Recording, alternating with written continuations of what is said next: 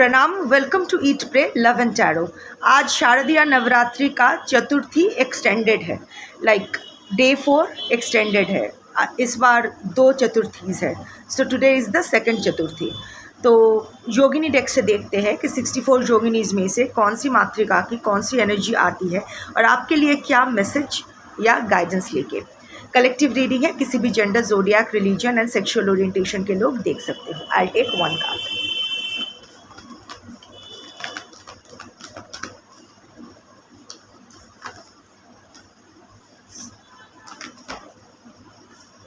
तारिणी पदा।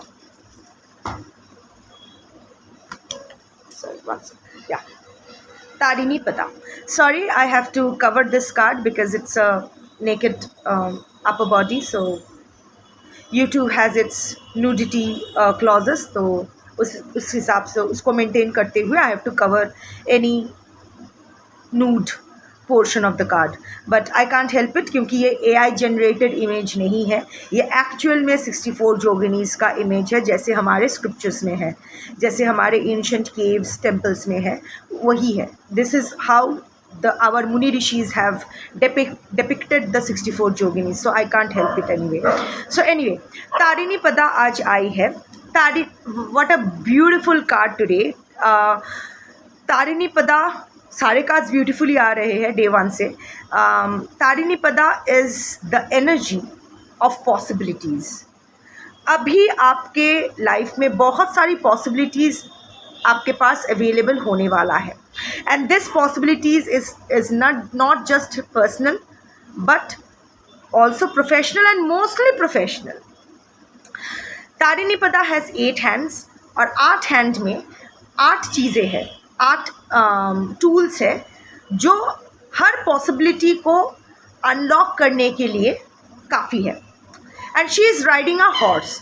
Horse is the symbolizes life, speeding up life, आगे बढ़ने का कार्ड है। सो आई मीन लाइफ आगे ले जाती है। one second. So horse represents vitality, force, speeding up life, moving ahead in life and all positive energies. सूर्य देव भी 7 घोड़े वाले रथ में चढ़ के आते हैं। हम लोग घर में भी ईस्ट साइड में कहा जाता है कि ईस्टर्न वॉल में आप गैलोपिंग हॉर्सेस का फोटो रखो, because galloping horses stands for forward movement in life. So आज की जो कलेक्टिव हो, अभी आपका फॉरवर्ड मूवमेंट का टाइम आ गया है। जो भी सिचुएशन में अब स्टक हो, वहाँ से निकलने के लिए अभी डिवाइन इंटरवेंशन होगा और आपको वो पॉसिबिलिटीज़ दिया जाएगा टू नेविगेट, अपॉर्चुनिटीज़ दिया जाएगा, वो टूल्स दिया जाएगा to navigate through those obstacles. वैसे ये टूल्स एक्सटर्नल से ज़्यादा इंटरनल है, so these tools are already existing inside you, but it's high time to take them out. अभी वो रिकग्नाइज करके वो शक्ति आपके अंदर जो वो 8 शक्तियाँ है, 8 again is the number of Karma, and 8 का सिंबल अगर आप हॉराइजेंटल में डाल दो तो it is like the infinity symbol. So you have the infinite possibilities inside you. It's just that आपको सही तरह से आपका कर्मा करना पड़ेगा। Let me begin with the ये वाला हाथ से मैं स्टार्ट करती हूँ, नहीं ये वाला राइट कॉन्सेप्ट। सो ये वाला हाथ से मैं स्टार्ट करती हूँ। यहाँ एक एक्स है, कुठार। इसका मतलब ये है कि to chop off all negativities in life. अभी अपने लाइफ में कुछ भी बुलशिट एक्सेप्ट नहीं करने का, वो किसी से भी हो, पर्सनली, प्रोफेशनली, सोशली, कहीं से भी वो बुलशिट आए, कोई भी बुलशिट अभी एक्सेप्ट नहीं करने का। और ये पावर आपके अंदर ही है to slash any kind of negativity. वो आने से पहले ही उसका सर कुचाल दो, काट दो एकदम। सेकेंड इज त्रिशूल। त्रिशूल stands for will power, action, wisdom. ये आप में है, यू आर वाइज। बस जो एक्शन लेने के लिए जो विल पावर की ज़रूरत है वो आप में अभी थोड़ा सा कम आ रहा है, तो work on that because you are protected. Again trishul also represents divine protection, so you are protected, you can take that action. जो आपके दिमाग में है अभी वो एक्सटर्नली मैनिफेस्ट करने का टाइम आ गया है। Second is a bell. Bell stands for harmony.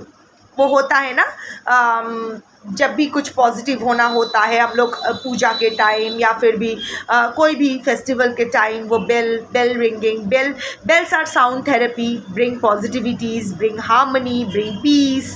सो अभी वो रिस्टोर होगा आपके लाइफ में। The harmony and peace that you are looking for will be restored in your life।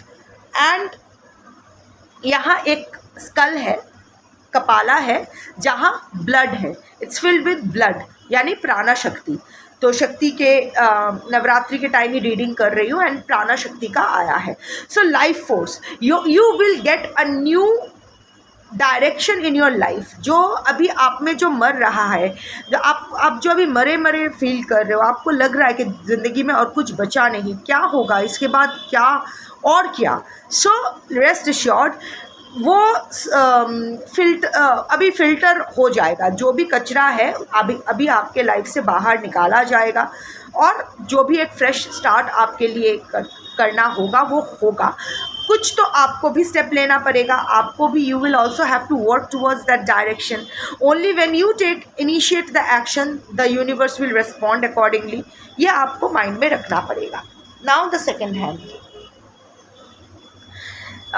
यहाँ फर्स्ट जो आता है ये व्हील है। So the tables are turning in your favour, wheel of fortune. कुछ तो अभी जो सॉलिटरी मोड में आप हो, अभी जो आप विड्रॉन फ्रॉम सोसाइटी हो, जो self reflection mode, introspection mode में, सेल्फ रिफ्लेक्शन मोड में आप गए हो, आपको लग रहा है सब आपसे दूर जा रहे हैं, चक्रवत दूर जा रहे हैं। No, everything is actually turning in your favour.